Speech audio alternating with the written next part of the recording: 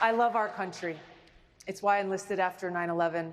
Why I've served as a soldier for over 16 years, deployed twice to the Middle East, and serve in Congress now for almost 7 years. I know what patriotism is, and I've known many great patriots throughout my life. And let me tell you this, Donald Trump is not behaving like a patriot. I want to bring the conversation back to the broken criminal justice system that is disproportionately negatively impacting Black and brown people all across this country today. Now, Senator Harris says she's proud of her record as a prosecutor and that she'll be a prosecutor president, but I'm deeply concerned about this record. There are too many examples to cite, but she put over 1,500 people in jail for marijuana violations and then laughed about it when she was asked if she ever smoked marijuana. She blocked evidence. She blocked evidence that would have freed an innocent man from death row until the courts forced her to do so. She kept people in prison beyond their sentences to use them as cheap labor for the state of California. And she fought to keep cash bail system in place that impacts poor people in the worst kind of way. Thank you, Congresswoman. Senator Harris, your response. The bottom line is, Senator Harris, when you are in a position to make a difference and an impact in these people's lives, you did not. And worse yet, in the case of those who were on death row, innocent people, you actually blocked evidence from being revealed that would have freed them until you were forced to do so. There is no excuse for that. And the people who suffered under your reign as prosecutor, you owe them an apology. Senator Harris. The reality is right now we don't have a health care system. We have a sick care system, and there are far too many people in this country who are sick and unable to get the care that they need because they cannot afford it. So at the core of this problem is the fact that big insurance companies and big pharmaceutical companies who've been profiting off the backs of sick people have had a seat at the table writing this legislation. Now, Kamala Harris just talked about Kathleen Sebelius, who helped write her bill. This just pointed to the fatal flaw in her proposal. Sebelius works for Medicare Advantage, private insurance company who will stand to profit under her plan.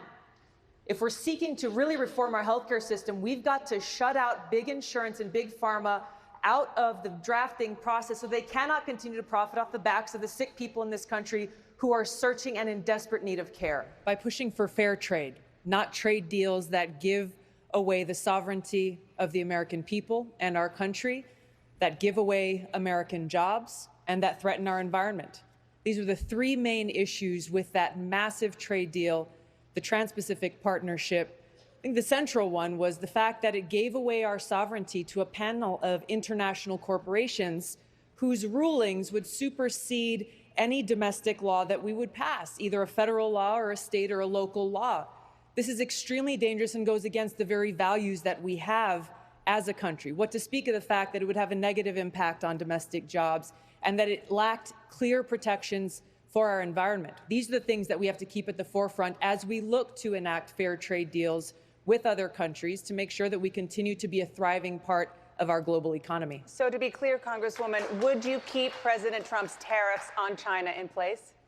I would not, because the approach that President Trump has taken has been extremely volatile, without any clear strategic plan, and it has a ravaging and devastating effect on our domestic manufacturers, on our farmers who are already struggling and now failing to see the light of day because of the plan that Trump has taken. Donald Trump won this election because far too many people in this country felt like they've been left behind by both political parties, by self-serving politicians on both sides who are more interested in partisan politics than they are in actually fighting for the people. I'm speaking the truth to people all across this country about the fact that people in Flint, Michigan are still being left behind, still being poisoned by the water in their system, because every single month we are spending $4 billion on a continuing war in Afghanistan, $4 billion every single month, rather than ending that war, bringing our troops home and using those precious resources into serving the needs of the people here in this country, people and communities like Flint. That's the kind of leadership that I'll bring. Thank you, Congresswoman. Senator. Oh, first of all, this is personal. You can imagine I grew up in Hawaii, which is the most remote island chain in the world. So for us, growing up there, protecting our environment was not a political issue. It's a way of life. It's part of our culture. It's part of who we are. This is why, as a member of Congress, long before there was ever a Green New Deal, I introduced the most ambitious climate change legislation ever in Congress, called the Off Fossil Fuels Act. That actually laid out an actionable plan to take us from where we are today to transition off of fossil fuels and invest in green renewable energy, invest in workforce training, invest in the kinds of infrastructure that we need to deal with the problems and the challenges that climate is posing to us today. Thank you, Congresswoman. Donald Trump and warmongering politicians in Washington have failed us. They continue to escalate tensions with other nuclear-armed countries like Russia and China and North Korea, starting a new Cold War, pushing us closer and closer to the brink of nuclear catastrophe. Now, as we stand here tonight, there are thousands of nuclear missiles pointed at us. And if we were to get an attack right here tonight, we would have 30 minutes before we were hit.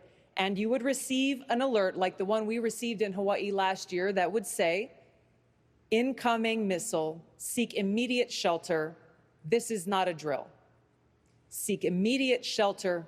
This is not a drill. And you would see, as we did, as my loved ones in Hawaii did, there is no shelter. This is the warmongers' hoax. There is no shelter. It's all a lie. As president, I will end this insanity because it doesn't have to be this way. I will end these wasteful regime change wars, work to end this new Cold War through the use of diplomacy to de-escalate these tensions and take the trillions of dollars that we've been wasting on these wars and on these weapons and redirect those resources into serving the needs of our people right here at home. Things like health care for all, making sure everyone in this country has clean water to drink and clean air to breathe, investing in education, investing in our infrastructure. The needs are great. As your president, I will put your interests above all else.